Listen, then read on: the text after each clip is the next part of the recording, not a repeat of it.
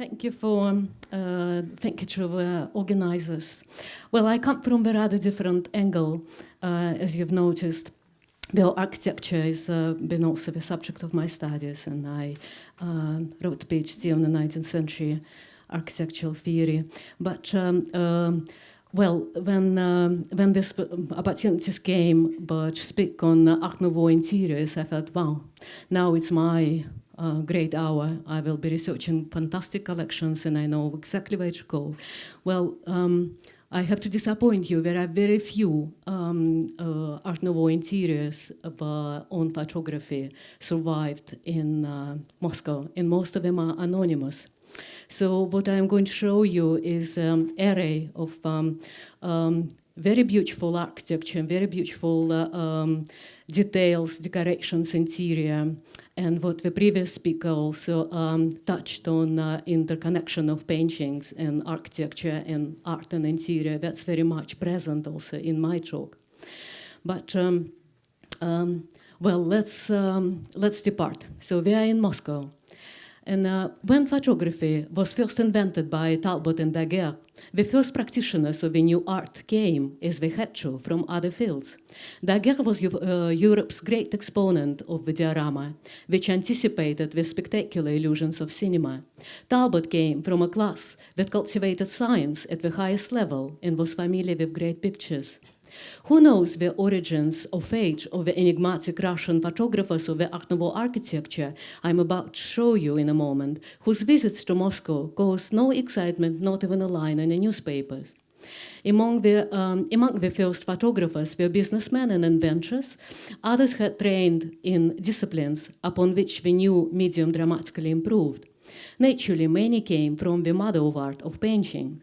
Others had declared no great aptitude in the visual media before photography released their gifts.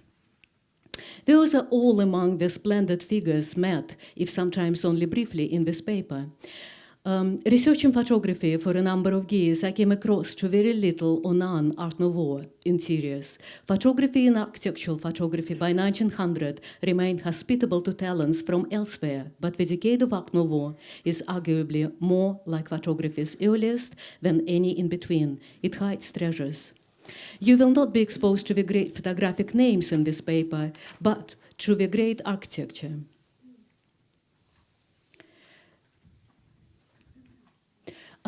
I've chosen those two images of Einem, who was a German businessman in Moscow around 1900 and built one of the greatest chocolate empire in Russia, which still exists. And just before the First World War broke down, he released the series of postcards, which he really wanted to do, but to show what's the architecture future of Moscow will be look like. Of course, no premonition of the catastrophic events the same year. But what's interesting, when you look at all of the cachet of 26 pictures, well, apparently there are more, but that's what I saw. None of them really depicts Art Nouveau. It's vanished.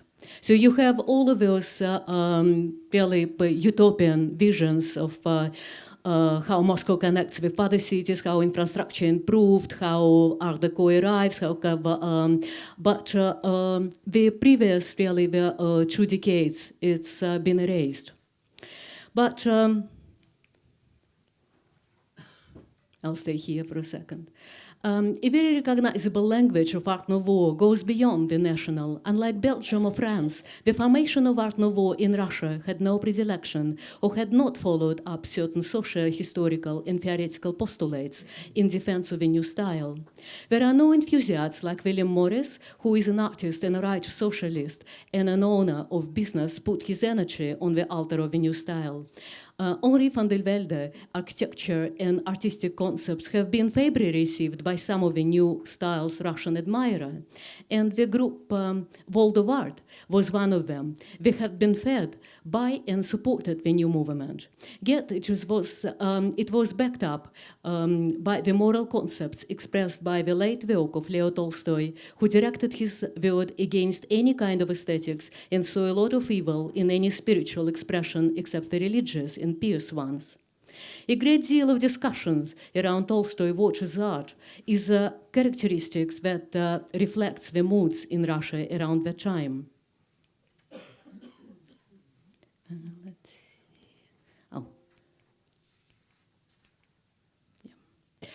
Nowadays, our interest in Art Nouveau is no longer confined to a few well-known monuments. Instead, our eyes are challenged by innumerable objects, newly discovered mansions and villas sketched from France to the age of Baltics and from Barcelona to the hearts of the Russian capitals. Entire curtains and vividly embroidered staircases preserved in the Moscow mansions next to the red glazed glass and jewelry from Lalique to Tiffany's, and pottery from Japan, which the Russian Empire Novarish assembled at the turn of the century. They gathered from everywhere accessories for their homes, the lamps and chandelier, furniture, fireplaces, halls decorations, window frames, and ceiling stuccos.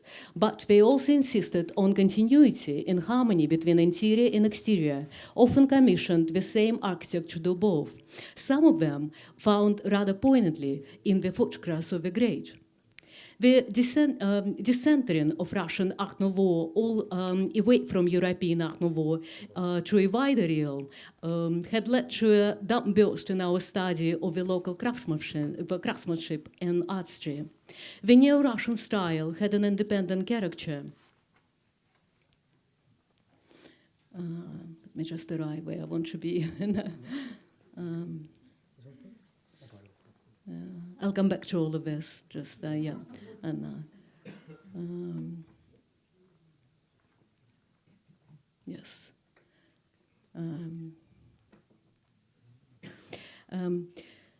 So the neo-Russian style had an independent character, was an organic part of the artistic consciousness at the time, a great influence to the Russian Art Nouveau. It went deeper in search the roots of the Russian culture. The impulse of the artistic circles, groups, guilds have played an important role in its development. Several books on the style published in Russia during the last 30 years have taken their measure. They are the guide to a new world, indeed so broad to its range of reflection, of reference, that it's almost a guide to Fadisiyakal interiors of Moscow as a whole. Art Nouveau objects and themes hold center stage, but their entrance make plain that Japanese, Byzantine, and the Russian folk art that inspired the neo-Russian style always had a major part in the evolution of the Russian architecture of the style modern. I have chosen several objects from, now let's just go quickly back.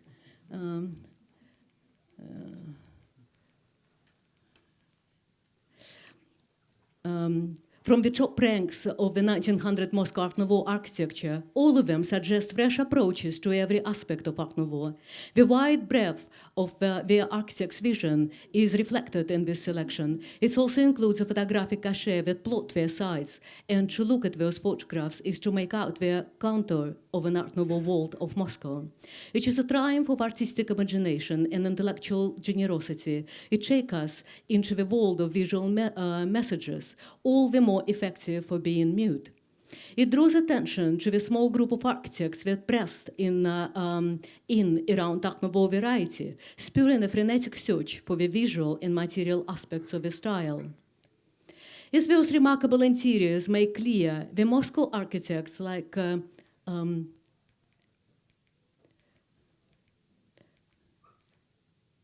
Fyodor Schechtel, well, I'll dwell on his Rybushinsky house, and the Kalmykov,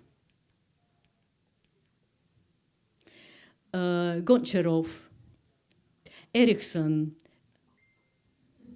Gelrich, and Roman Klein, that's the Muir and Mireille's department store, which is right now at Zoom in the center of Moscow. Lev Kokushev and many others watched something more from Europe, but most clearly from Japan and Neo-Russians and the Russian national art with technical innovation.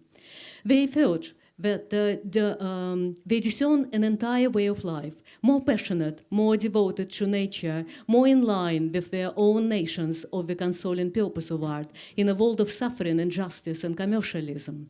In the interior, they subjected to such intense scrutiny. Art Nouveau had long been treated as a quintessentially European style, and it remained so, except that the astonishing increase of our knowledge of Byzantine and Japan had made us realize that the road leads to many other directions. Of course, Moscow was nowhere near Japan, a country very few Russian architects visited at the time. Nor, for that matter, did any of the advanced artists of their times who were enthralled with Japanese art.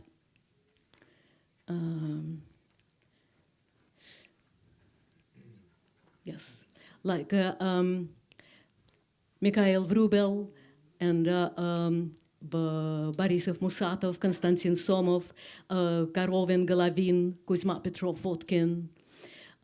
For those artists, Japan meant primarily the world of depicted in Japanese woodblock prints, their iklyo or floating world images of the pleasure districts of great cities, or the colorful series of Hokusai and Hiroshige, or famous sites among well-traveled routes with Mount Fuji or a stylized waterfall in the distance. The renowned Moscow architect Fyodor or Franz Albert Schechtel first bought such prints in Paris and Germany and extended his collection in Glasgow, where he designed the Russian pavilion for the Universal Exhibition in 1901, but that's entirely in the neo-Russian style. Even though he was brought up in the German family of the Baltic settlement, he regarded himself Russian and often quoted the Russian style as one of his main influences. For him, Japan remained an idealized world, not to be corrected by the perhaps banal realities. After Schechtel's death in 1926, his architectural heritage counted over 60 structures, more than half of Art Nouveau style. Schechtel's once interest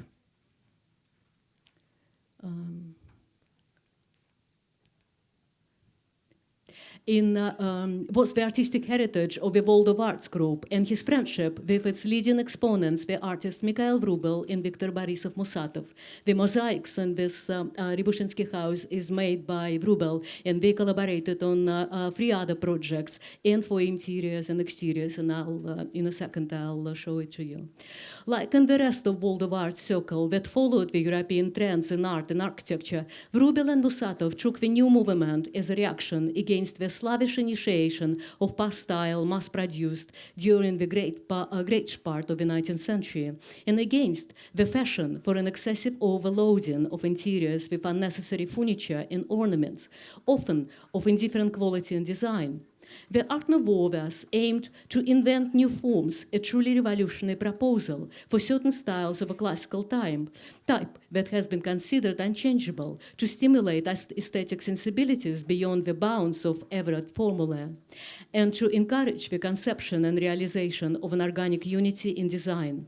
Schechtel collaborated with Vrubel on 2 important commissions. He recognized Vrubel's architectural appreciation and choice of the wall and not a canvas as his easel and material. As Schechtel confined in his theoretical work, which he called a fairy tale of 3 sisters, paintings, architecture, and sculpture, he wrote it in 1918 and it remained unpublished, but he delivered it at the first Free State Artistic Studios in Moscow. Form and, I quote, "Form and color are canonical aspects of paintings, but equally used in architecture. Every construction frames the space. It directly answers the function, evenly distributing the harmony between inside and outside." He continued, "When thinking spatially, architect gives an impression of freedom to the entire structure. He finds a vantage point that binds the architecture with a user needs." The success of Schechtel's interior,